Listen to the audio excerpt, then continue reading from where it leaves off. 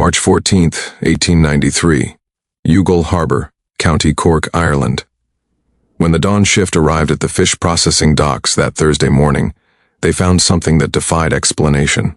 23 cats, every single mouser owned by the herring gutters who worked the waterfront, lay dead in the narrow alleyways between the warehouses, not scattered across the district. Not over several days, all of them, same night, within a 3-hour window. The cats' bodies were arranged in a pattern the workers would later describe as purposeful. Their mouths frozen open, no visible wounds, no signs of struggle, just death systematic and complete. The Youghal constabulary would call it a tragic poisoning. The dockmasters blamed rotten fish. The newspapers termed it an unfortunate coincidence. But the herring gutters, those knife-wielding women who processed Ireland's most lucrative export, knew better. They'd been sending a message to management about working conditions for weeks. Someone had just sent a message back. What investigators would uncover in the following days revealed a conspiracy that reached from the processing floors to the halls of British colonial administration. But the truth was far more terrifying than simple labor intimidation. This was a warning written in blood and fur, and everyone ignored it. Before we uncover the truth about the Youghal herring gutters cats and the massacre that followed, make sure to subscribe to the Silent Abbey and ring that notification bell. We're a community dedicated to excavating the darkest corners of history that powerful people tried to bury. Drop a comment telling us where you're watching from. We love hearing from our mystery seekers around the world. Now, let's step back into 1893 Ireland, where economic desperation and imperial cruelty created the perfect conditions for horror. Ireland in 1893 existed in a state of perpetual tension. The Great Famine was still a living memory for many. Just 48 years had passed since 1 million Irish died while their British landlords exported food from the island. The land war had ended only a decade prior, leaving deep scars of eviction, violence, and broken trust between the Irish working class and their colonial administrators. Youghal, situated on the southern coast where the River Blackwater meets the Celtic Sea, had survived these traumas through one primary industry, herring. The town's natural harbor made it a perfect processing center for the massive herring fisheries that operated in Irish waters. During peak season, from October through March, over 300 women worked as herring gutters in the warehouses that lined the waterfront. These women were the backbone of an industry worth hundreds of thousands of pounds to the British economy. They worked with speed that bordered on supernatural. A skilled gutter could process 60 fish per minute, her blade flashing in the dim warehouse light as she slit, gutted, and sorted with mechanical precision. Their hands bore the permanent scars of the trade, fingers stiff from cold brine, palms crossed with white lines from years of knife slips, nails blackened from constant contact with fish blood and salt. The work was brutal.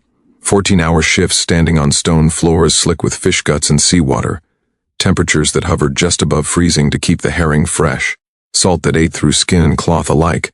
The smell, God, the smell, penetrated everything. These women would go home reeking of fish death, unable to wash it away no matter how they scrubbed. Their clothes, their hair, their children. Everything carried that scent of the processing floor. But the gutters were tough in ways that soft-handed men couldn't comprehend. They'd developed their own culture within the warehouses, songs to maintain rhythm during the endless hours, a complex hierarchy based on skill and experience, and a fierce solidarity born from shared suffering. Many were widows of fishermen lost to the S.E.A. Others were daughters of families still paying rent to absentee English landlords. The work destroyed their bodies, but it kept their families fed. They also kept cats, not as pets, but as essential workers. The warehouses swarmed with rats drawn by the mountains of fish processed daily. A single rat could contaminate an entire barrel of salted herring, rendering it unsellable. The cats were as much a part of the operation as the knives and barrels, lean, scarred hunters that prowled the shadows and kept the rats at bay. By March 1893, tensions between the herring gutters and the warehouse owners had reached a breaking point. The women were demanding what they called fair treatment, wages that reflected their skill, time to use the privy during shifts, and most controversially, the right to keep their own cats in the workplace. Management, represented by the Youghal Fish Merchants Association, saw these demands as borderline sedition. The association was controlled by 3 families, the Kinsellas, Anglo-Irish Protestants who owned the largest warehouses, the Penroses, English transplants who controlled the barrel cooperages, and the Hartleys, whose shipping contracts with Liverpool made them the most powerful. These men viewed the gutters as interchangeable laborers, easily replaced by the next wave of desperate women if they became troublesome. In early March, the gutters had begun a work slowdown, processing 40 fish per minute instead of 60. It was subtle enough to maintain plausible deniability, but significant enough to impact profits. The merchants responded by threatening to bring in replacement workers from Cork City. The gutters countered by suggesting they might accidentally let word spread about the questionable preservation methods used to meet export quotas. It was a dangerous game, everyone knew it, but no one anticipated how far someone was willing to go to end it. On March 13th, a Monday, the head of the Merchants Association, William Kinsella, posted a notice in all 7 warehouses. It read simply, "The cats must go, disease risk. All animals to be removed from premises by week's end. Violators will face immediate dismissal." The gutters understood this for what it was, an attempt to break their will by removing their only defense against the rats, making the work conditions unbearable enough that they'd accept any terms just to bring the cats back. That night, the women held an emergency meeting in the basement of St. Mary's Catholic Church. They voted unanimously to ignore the order. 24 hours later, every single one of their cats was dead. March 14, 1893, 4:47 a.m. Bridget Moriarty arrived at warehouse number 3 for the early shift, her cat Seamus tucked inside her shawl as always. The Tom was old, 13 years, his ears tattered from a lifetime of rat fights. He'd been with Bridget since her husband drowned in 1880. As she approached the warehouse door, Seamus began to growl, a low, sustained sound she'd never heard from him before. She found the first body in the alley between warehouses 3 and 4, a young tabby named Colleen belonging to Mary Fitzpatrick. The cat lay on its side, legs extended as if it had been running. Its mouth was open, tongue protruding, eyes wide and staring. Bridget bent down to examine it and immediately noticed something wrong. There was no stiffness yet. The cat was still warm. Within 10 minutes, as more gutters arrived for their shifts, the discovery spread like fire through straw. Cats everywhere, behind barrels, under loading platforms, in the narrow gaps between buildings. Some alone, others in small groups, as if they'd sought each other out in their final moments. Ellen O'Driscoll, the oldest gutter at 62, did a count, 23 cats, every animal regularly brought to the docks by the women. Not a single stray among the dead. Not one of the random cats that skulked around the fish waste bins. Only the working cats. Only the ones that belonged to the gutters. The positioning was what unnerved them most. The bodies formed a rough circle, with the opening facing the main warehouse doors, as if someone had arranged them deliberately, as if they were meant to be found just this way, at just this time, by just these women. Sarah Lynch, who'd worked the docks for 23 years, broke the silence. "This is a message, girls, plain and simple." The warehouse managers arrived at 5:15 a.m., led by John Penrose, William Kinsella's right hand. He surveyed the scene with an expression that several witnesses later described as unsurprised. His response was recorded in the logbook: "Get them cleared away before the smell gets worse. Likely ate poisoned rats. Occupational hazard. Resume work immediately." But when the gutters began to gather the bodies, they discovered something that made Penrose's explanation impossible. The cats' mouths were clean. No foam, no vomit, no indication of ingested poison. More tellingly, their claws were retracted. Every single cat had died without fighting, without struggling, without the violent convulsions that characterized poison deaths. Dr. Edmund Walsh, the town physician, was summoned by the gutters, not by management. He arrived at 7:30 a.m., irritated at being called to examine dead animals. But his irritation transformed into professional concern within minutes of examination. "These cats didn't eat poison," he told the assembled workers. "There's no gastric distress, no hemorrhaging from the mouth or nose, no signs of the muscular rigidity we see with strychnine. If I had to provide a medical opinion, and I'm not certain I can with any confidence, I'd say they died from some kind of simultaneous respiratory failure." "All at once?" asked Bridget. 23 cats all at once all stopped breathing?" Walsh had no answer. He took 3 bodies with him for further examination, promising a full report. That report would never be completed. By noon, word had spread throughout Youghal. The story grew in the telling. Poisoned cats, murdered cats, cats killed by some mysterious plague. The constabulary sent a single officer, Constable Michael Riordan, to investigate. He spent approximately 20 minutes on the scene, took no notes, filed a report that read in its entirety: "Dead cats at fish warehouse, natural causes suspected. No evidence of criminal activity, case closed." The gutters knew this was no investigation. This was a formality, a piece of paper to point to later when questions arose. The authorities had decided the cats didn't matter, but the cats were just the beginning. March 15, 1893, Wednesday. The gutters returned to work despite everything, primarily because they couldn't afford not to. Rent was due on the 20th. Children needed feeding. The dead could be mourned, but life demanded forward movement. Within hours, they understood the true purpose of the cats' deaths. Without the Mausers, the rats emerged from every crevice and shadow. Not gradually, not tentatively. The rodents swarmed the processing floors as if they'd been waiting for this moment, as if they'd known the cats would be gone. The women worked with rats running across their feet, climbing the fish barrels, contaminating everything they touched. Several gutters were bitten. The work slowed to a crawl as they tried to fend off the vermin while maintaining their processing pace. Fish spoiled on the tables.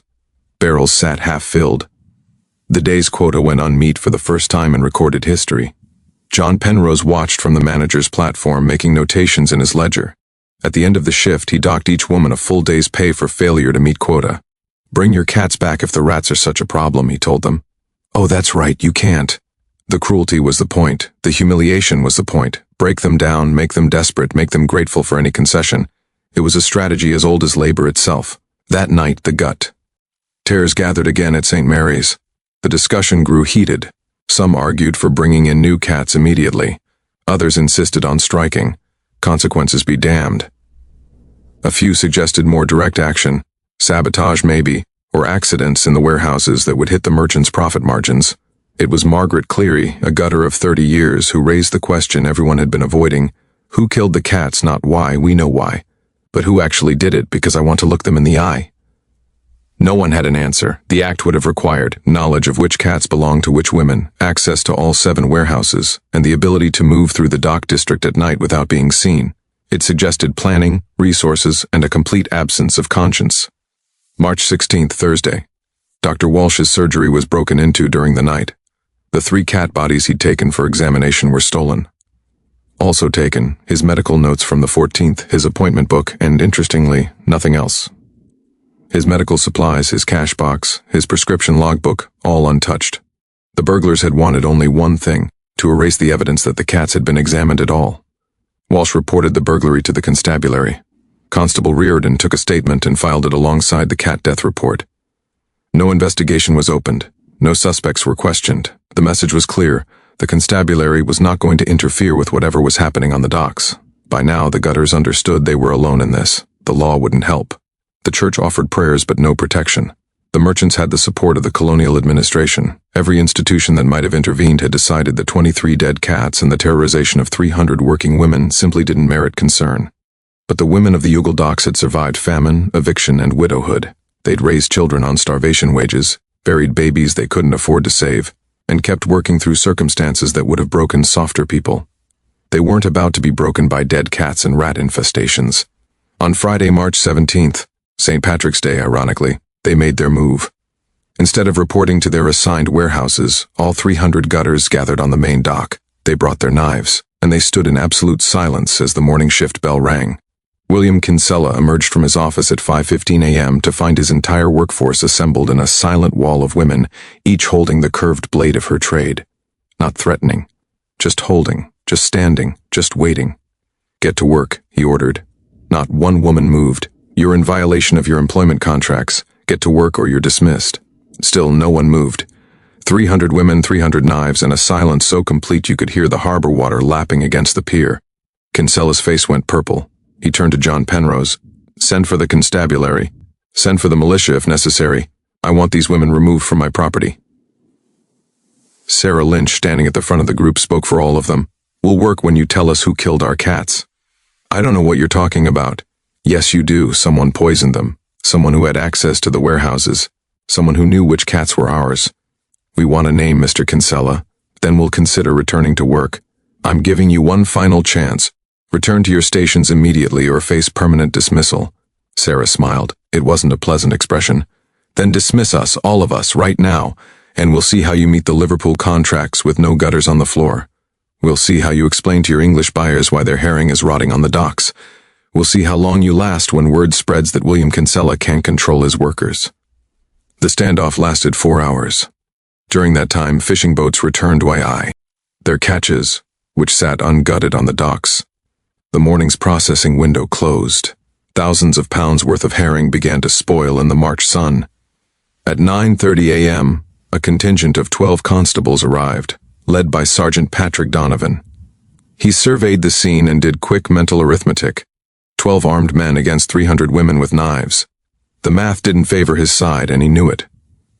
He approached Kinsella. The conversation was brief and, according to witnesses, heated. Donovan left without making any arrests. Years later, his personal journal would reveal his thoughts that morning. "I will not spill Irish blood to protect English profits. Not for dead cats, not for spoiled fish. Let the merchants solve their own problems." Kinsella caved at 11 a.m. He agreed to 3 concessions: full pay for all days worked, including the quota missed Wednesday, permission to bring new cats to the warehouses immediately, and an investigation into the cat deaths. The gutters returned to work, knowing the investigation would be theater but having extracted what victories they could. They thought they'd won something. They thought the worst was over. They couldn't have been more wrong. What happened next would make the cat massacre look like a gentle warning. If this story is giving you chills, hit that like button and share this with someone who appreciates the dark corners of history. The truth gets even more disturbing from here. What we're about to uncover shows how far people in power will go when workers demand basic dignity. Let's discover what happens next. March 20th, 1893, 3:22 a.m. The night watchman at warehouse number 5, Thomas Grady, made his hourly rounds with the same bored routine he'd followed for 7 years. The job was simple: walk the perimeter, check the locks, look for fire hazards or signs of burglary. Nothing ever happened. Youghal was a quiet town. Thieves knew better than to steal from the fish merchants. But tonight, something was wrong with the door to the salting room. It hung slightly open, which was impossible. The salting rooms were kept locked at all times. They contained the season's processed catch, hundreds of barrels worth tens of thousands of pounds. Only management had keys. Grady drew his club and pushed the door open. The smell hit him first. Not fish, not salt. Something else. Something wrong. He raised his lantern. The salting room was a cavernous space, 30 feet high, filled with stacked barrels arranged in precise rows. But tonight, the center of the room had been cleared. The barrels pushed aside to create an open area approximately 15 feet in diameter. In that clearing, arranged in the same circular pattern as the dead cats 6 days earlier, were 4 bodies. Grady's scream brought the night shift running. Within 10 minutes, a dozen workers crowded the entrance to the salting room, none willing to step inside, all staring at the impossible scene. The bodies were those of herring gutters, 4 women who'd been among the most vocal during the Friday standoff. Their names would be recorded in the subsequent investigation as Sarah Lynch, age 52, Ellen O'Driscoll, age 62, Margaret Cleary, age 48, and Bridget Moriarty, age 43. They lay on their backs, arms at their sides, legs straight. Their eyes were open. Their mouths were open, tongues protruding. They wore their work clothes stained with fish blood and salt. Their gutting knives were arranged beside them, points facing inward toward the center of the circle. There was no blood, no signs of struggle, no visible wounds, just death, sudden and complete, with the same terrible presentation as the cats. The constabulary arrived at 4:15 a.m. This time, they couldn't dismiss it. This time, they had to investigate. Sergeant Donovan took one look at the scene and immediately sent for the Cork City Police. Whatever this was, it was beyond his jurisdiction and his stomach. Dr. Walsh arrived at dawn. He examined each body carefully, making notes that would later become crucial evidence. His preliminary findings were as follows. All 4 women had died within a narrow time window, probably between 11 p.m. and 1:00 a.m. based on body temperature and rigor mortis. Cause of death appeared to be respiratory failure, the same conclusion he'd reached for the cats. No external injuries. No signs of strangulation or suffocation. No indication of poison ingestion, though he noted that certain poisons could kill without leaving obvious symptoms. Most disturbing, their hands were clean. These were women who spent 14 hours a day wrist-deep in fish guts and brine. Their hands should have been stained, scarred, marked by their trade. Instead, they'd been washed, carefully, thoroughly. Someone had taken the time to clean them before arranging them in this grotesque display. The investigation that followed was chaotic and, ultimately, compromised. Cork City sent Detective Inspector James Morrison, a Protestant from Dublin with a reputation for supporting the British establishment. From the moment he arrived, the gutters knew they wouldn't get justice. Morrison's investigation focused almost exclusively on the gutters themselves. He interviewed them as suspects rather than witnesses. He wanted to know about their organizing efforts, their Friday standoff, their seditious activities. He asked repeatedly if any of them belonged to militant nationalist groups. He treated the deaths as though they were somehow the victim's own fault. The merchants, by contrast, received the gentlest questioning. Had they seen anything unusual? No? Thank you for your time. Kinsella and Penrose both provided alibis that Morrison accepted without verification. The warehouse records were examined and found to be in order. No follow-up questions were asked. The Gutters tried to tell Morrison about the cats, about the pattern of intimidation, about the systematic campaign to break their labor organizing. He wrote it all down in a tone that made clear he considered them hysterical women inventing conspiracy theories to explain a tragic accident. The autopsies were performed by Dr. Henry Wilcox, a physician brought in from Dublin specifically for this task. His report, filed on March 24th, concluded that all 4 women had died from natural causes, possibly heart failure or stroke brought on by the strenuous nature of their employment and the emotional stress of recent labor agitation. 4 healthy women aged 43 to 62, all dying simultaneously of natural causes in a locked warehouse arranged in a decorative pattern with cleaned hands. Morrison accepted this conclusion without question, but physical evidence survived the official whitewashing. One of the constables, acting either from conscience or morbid curiosity, had photographed the scene before the bodies were removed. Those photographs still exist in the Cork County archives, stark black and white images that show exactly what Grady found that morning. In those photographs, you can see something the official investigation never mentioned. On the floor beside each body, barely visible in the lantern light, are small puddles of liquid. Chemical analysis was rudimentary in 1893, but later examination of the photographs by modern forensic experts suggests those puddles were chloroform or a similar volatile anesthetic. Someone had rendered these women unconscious, arranged them in this precise pattern, and left them to die from respiratory failure induced by chemical exposure. It wasn't natural causes. It wasn't a stroke. It was murder, careful and premeditated, and designed to send a message. The investigation was officially closed on March 28, 1893. Morrison's final report attributed the deaths to natural causes and recommended no further action. The file was sealed and sent to Dublin Castle, where it would remain buried for over a century. The 4 women were buried in a mass grave at St. Mary's Catholic Cemetery on March 2. 5th. Over 1,000 people attended the funeral, every gutter in Youghal, their families, sympathetic townspeople, and representatives from labor organizations across Ireland. The priest, Father Cormac O'Sullivan, delivered a homily that the constabulary later described as inflammatory and potentially seditious.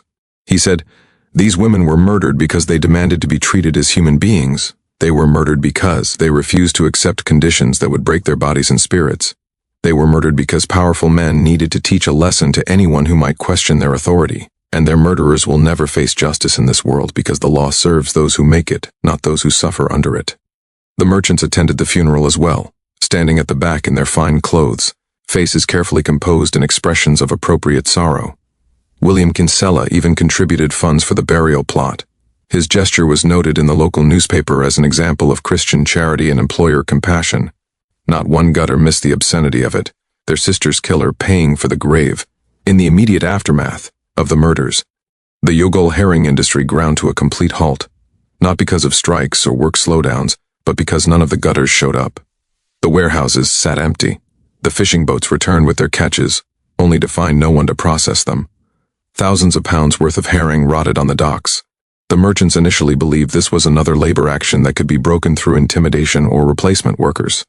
They were wrong. This was grief, terror, and rage, all channeled into a single silent act of refusal. The gutters would not return to the places where their sisters had been murdered. Not for higher wages, not for better conditions, not for any concession the merchants could offer.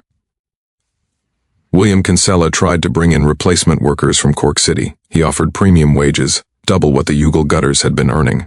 Exactly 3 women accepted the offer. All 3 left after a single day, citing the hostility they faced from the local community and an overwhelming sense that something was deeply wrong in those warehouses. By April 1st, 2 weeks after the murders, the merchants were facing financial catastrophe. The spring herring season was peak earning time. Missing it meant missing the year's profits. Liverpool contracts were being cancelled. English buyers were turning to Scottish fisheries instead. The entire economic foundation of Youghal was collapsing. The merchants convened emergency meetings behind closed doors. According to minutes that were later leaked to the nationalist newspaper The Cork Examiner, these meetings quickly devolved into recrimination and panic.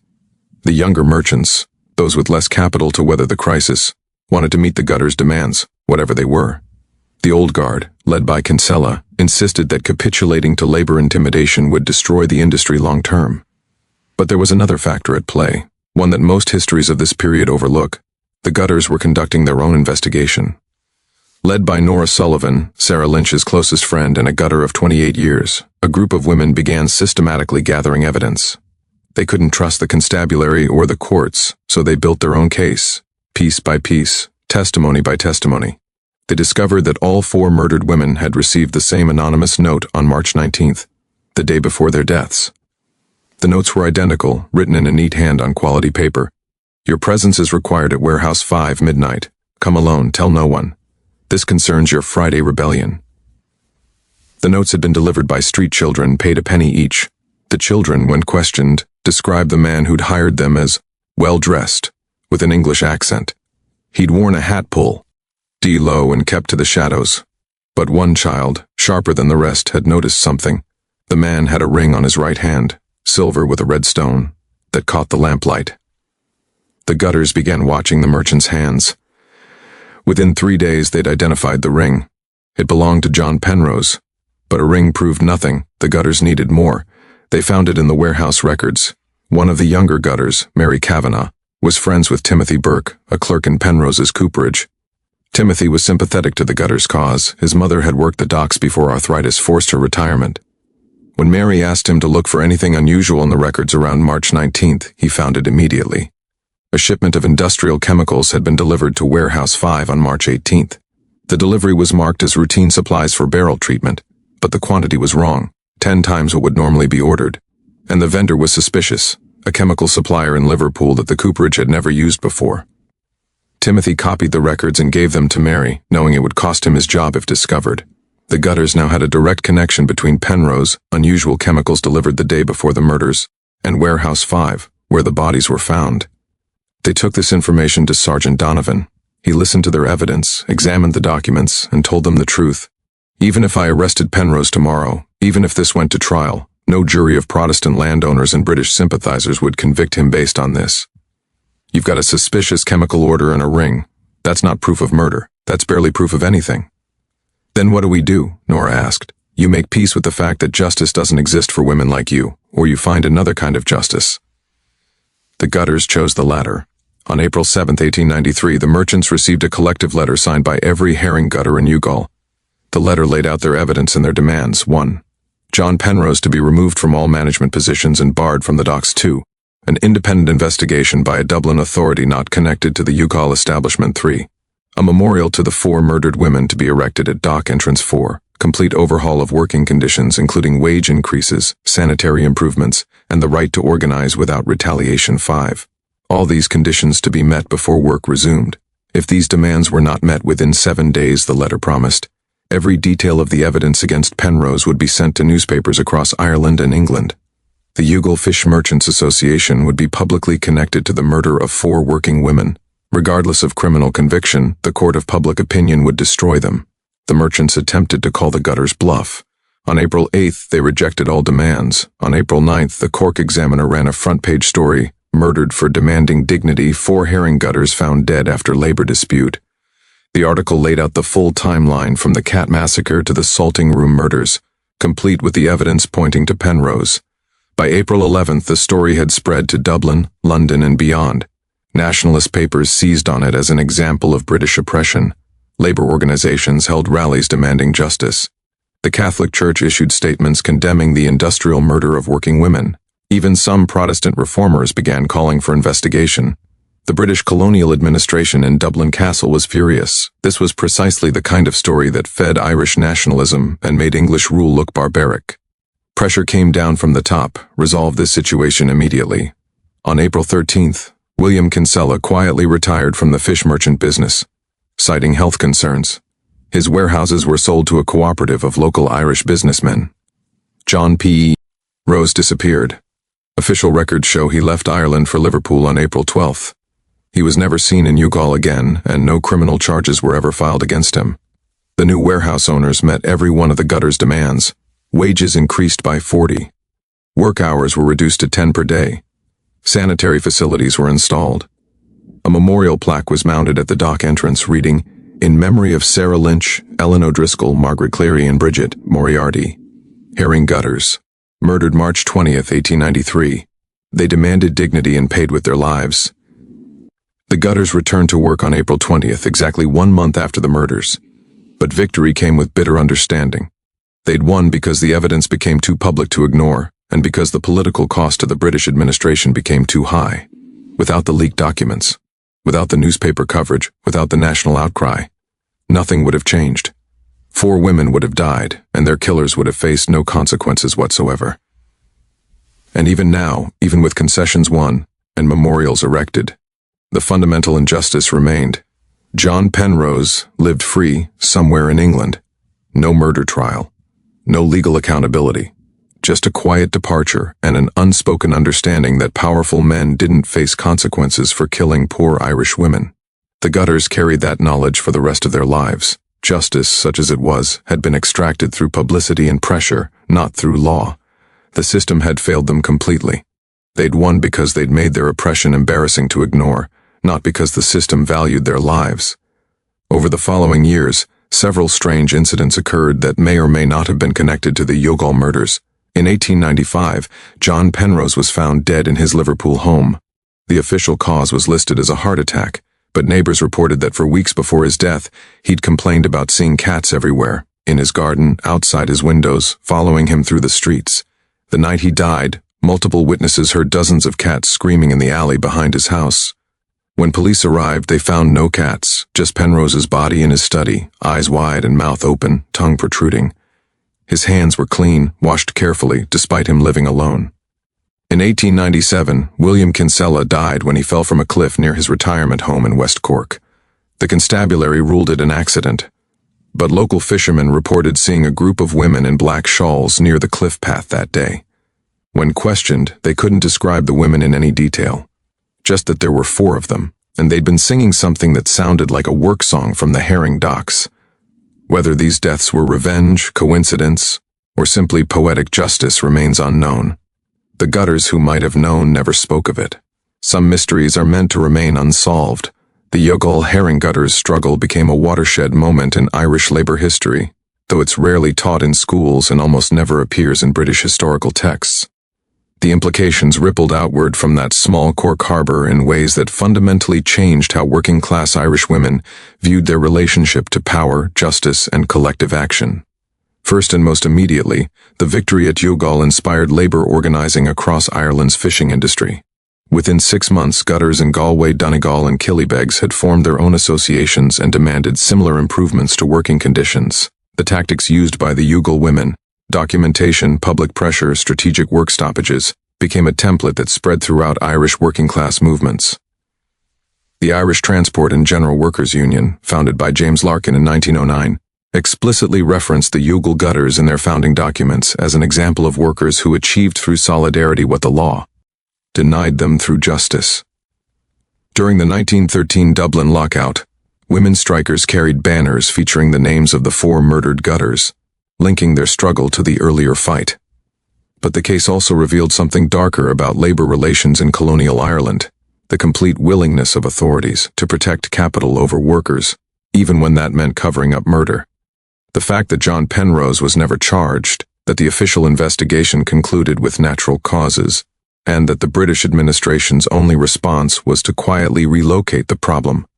All of this demonstrated to Irish workers that the legal system was not neutral. It served the interests of property and empire, full stop. This radicalized a generation. Many Irish nationalists point to incidents like Youghal as proof that reform within the British system was impossible, that only complete independence could create a society where working people had real rights and real recourse against exploitation. The connection between labor organizing and Irish nationalism, already strong, became inseparable. The case also had international resonance. British labor newspapers covered the story extensively, using it to illustrate the brutality of industrial capitalism. The Fabian Society in London published a pamphlet titled The Youghal Massacre and the Price of Fish, connecting Irish labor exploitation to broader patterns of imperial economic violence. American labor organizers, particularly those working with Irish immigrant communities, used the story to build solidarity and demonstrate why unions were necessary. For women specifically, the Youghal case became a rallying cry. Here were working-class women, armed only with their knives and their solidarity, who had faced down Capitol Police and establishment power, and won. Partially, imperfectly, at terrible cost, but they'd won. Their victory showed that women could organize, could fight back, could demand dignity even in industries that treated them as disposable. The memorial plaque at Youghal Dock became a pilgrimage site for labor activists. Throughout the early 20th century, organizers would bring new members to see it, to stand where the gutters had stood, to remember that victory was possible but never guaranteed, and that power conceded nothing without pressure. The legal implications took longer to manifest but were equally significant. The public outcry over the inadequate investigation led to reforms in how workplace deaths were examined in Ireland. By 1905, new regulations required independent medical examiners for any suspicious death in an industrial setting. These regulations were limited and often ignored, but they established the principle that workers' deaths deserved proper investigation. The case also influenced the development of workers' compensation laws. The Workmen's Compensation Act of 1906, passed by the British Parliament, was partly motivated by scandals like Youghal, where families of dead workers had no legal recourse or financial support. The law was inadequate and didn't cover many workers, but it was a first step toward the idea that employers had legal responsibility for workplace safety. Culturally, the Youghal murders became embedded in Irish folk memory. Songs were written about the gutters, poems commemorated their sacrifice, and stories were passed down through generations of fishing communities. The most famous, the Ballad of the Four Sisters, is still occasionally performed at traditional music sessions in Cork. Four sisters sleeping in the salt room cold, their hands washed clean of fish and blood and toil. They asked for nothing but their dignity and paid for it with breath and bone and soul. The song doesn't mention Penrose by name, but everyone knows who it's about. That's part of Irish folk justice, shame that echoes across generations, keeping memory alive when the law has failed. But perhaps the most important implication of the Youghal case is what it reveals about power, violence, and social control in industrial capitalism. The cat massacre was psychological warfare, pure and simple. Killing the cats demonstrated the merchants' reach, their willingness to act, and their contempt for the gutter's small comforts and securities. The message was clear: we can take everything from you, even the smallest things, and you can do nothing about it. When the gutters refused to break, when they stood their ground despite the message, the violence escalated. 4 women were murdered in a manner designed to maximize terror.